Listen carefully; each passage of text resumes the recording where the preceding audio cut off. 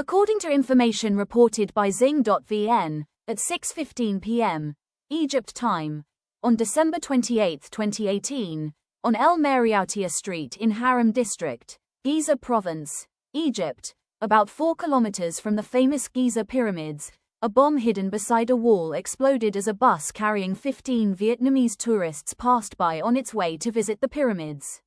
3 Vietnamese tourists and 1 Egyptian citizen were killed, while 12 others were injured. The first group of 9 tourists who returned home included 1. LTNL, born 1977, 2. TTHC, born 1972, 3. TTT, born 1964, 4. TTHL, born 1966, 5. TTT, born 2002, 6. TTT, born 1999, 7. LDM, born 1961, 8. NTAT, born 1997, 9. NTAT, born 1961, and I was one of the people on that list. My name is HL, a physician, and what is remarkable is that my husband and both of my children were also on that same list. For the past month, I have been unable to sleep beyond 4 a.m. every day. I go upstairs, light an incense stick at the Buddha altar, and recite the Great Compassion Mantra. Ever since that day, whenever I chant it, a deep sense of pain and sorrow wells up in my heart. The horrifying images of that fateful journey still appear vividly before my eyes, as if they had happened only moments ago. The desperate screams, the wailing ambulance sirens, the blood flowing everywhere, staining red even the printed copy of the Great Compassion Mantra that I held in my hands. During the recent summer break, after months of hard work studying abroad, my children came home to Vietnam. Our family decided to travel together to the mysterious country we had long dreamed of visiting, Egypt. After 5 wonderful days exploring the beautiful land of the pyramids, our tour group boarded a bus heading to a restaurant for a meal before flying home. It was a little after 6 p.m. The sky was growing dark, and the streetlights had already come on. The ride was smooth, and most passengers were dozing lightly, conserving energy for the long flight home to their families. I could not sleep, so I used the time to recite several more rounds of the Great Compassion Mantra. My husband and youngest son were still joking and playfully embracing each other in the last row of seats, which was a continuous bench seat. The bus was gliding quietly through Haram District, about 4 kilometers from the pyramids and the Sphinx. Suddenly, boom, a deafening explosion tore through the peaceful evening. The terrifying sound shook every person's body and soul. For a few seconds, I could not comprehend what had happened. I felt dizzy and disoriented. The lights inside the bus went out completely, leaving only faint illumination from the streetlights outside. Before my eyes unfolded a scene so horrifying that I will never forget it for the rest of my life. The entire right side of the bus had been crushed. Glass was shattered everywhere. Of the 2 main doors, one had been blown apart by the explosion and the other was jammed shut. My daughter panicked, threw her arms around me, and screamed. Other passengers were also screaming and frantically searching for a way out. After regaining my composure, I immediately turned to check on my husband and son in the back row. Thankfully, they were unharmed. They were only slightly dazed by the blast and had a few minor scratches.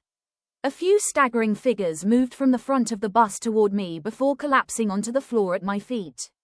Blood poured out from their wounds, splashing onto and soaking the sheet containing the Great Compassion Mantra that I held in my hands. Some clutched heads split open by the blast. Others held arms that had been nearly severed, flesh hanging loosely like sugarcane stripped of its outer skin. They screamed continuously and writhed in unbearable pain and despair. Chaos and terror filled the cramped space of the bus. Pain echoed through cries and moans. Death seemed to hover over the blood-soaked bodies. I had been a physician for many years and had performed thousands of surgeries, yet never in my life had I experienced such shock. By then, local residents had surrounded our bus and were shining flashlights inside. They spoke rapidly among themselves in Arabic, a language I could not understand. Then they began breaking windows to rescue the victims. Ambulances were already waiting outside with sirens blaring. As if driven by some unseen force, my two normally timid children suddenly showed no fear. Using English, they helped direct the rescuers entering the bus. "Here. Someone is injured here." They worked quickly, helping lift wounded passengers and pass them through the windows to emergency personnel waiting outside. After 2 intense hours, everyone in our group had been transported to hospitals. 3 people died at the scene. Most of the others were seriously injured. Only my family and 1 other married couple escaped with little or no injury. You may be wondering, how could an entire family of 4 remain virtually unharmed? Yes, honestly, I could hardly believe it myself. Apart from a few minor injuries, we emerged almost completely safe from that terrorist bombing, while most others were severely wounded or killed. Many strange circumstances seemed impossible to explain. The bomb exploded near the front right side of the bus, where my family would normally choose to sit. Yet for some unknown reason, this time we all chose seats at the back. My daughter and I sat on the left side. She was looking down at her phone, while I was looking down at my copy of the Great Compassion Mantra, reciting it.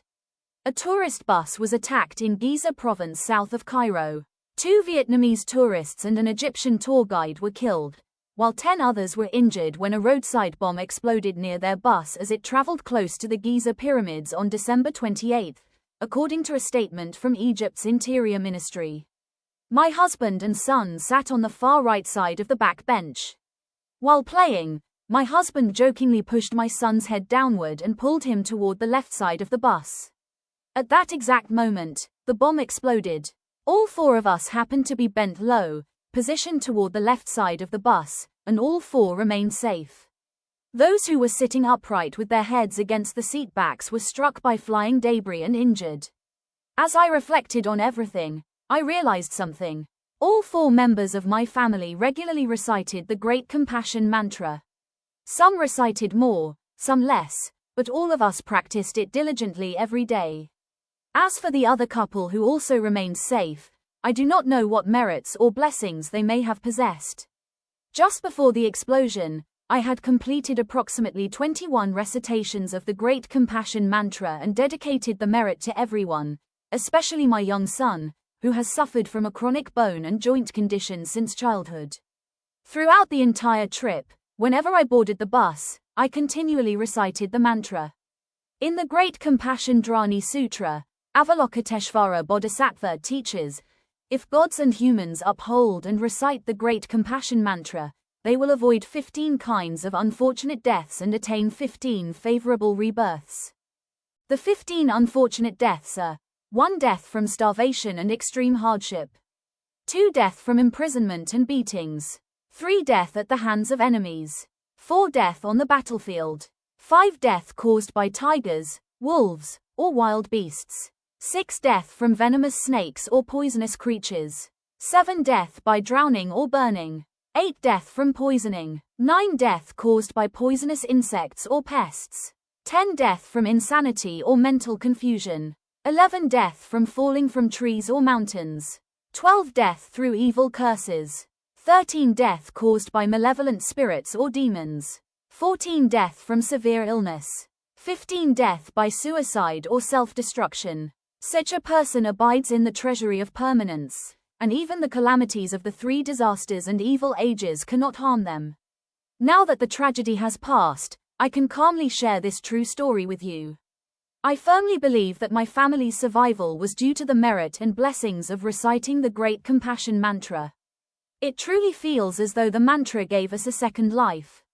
After this experience, my faith in the miraculous efficacy of the Great Compassion Mantra became deeper than ever. Its wonder is beyond words. In the days that followed, we continued reciting the Great Compassion Mantra even more frequently, dedicating the merit to those who lost their lives in the bombing. Their spirits, we felt, were in great need of wholesome merit to help them move on to peaceful realms. Through this practice, my own psychological wounds gradually healed, and my mind became calm again after the horrific ordeal. By regularly reciting the Great Compassion Mantra, our family was able to pass safely through a great calamity. Yet this, in my view, is only a small glimpse of the countless wondrous benefits of the Great Compassion Mantra in particular, and of the teachings and practices of Buddhism in general. I hope that those who read this true story will also develop deep faith in the Buddha Dharma, practice diligently, and one day attain their own extraordinary blessings and realizations. Namo, greatly compassionate and merciful, hearer of the world's cries, rescuer from suffering and calamity, responsive Avalokiteshvara Bodhisattva.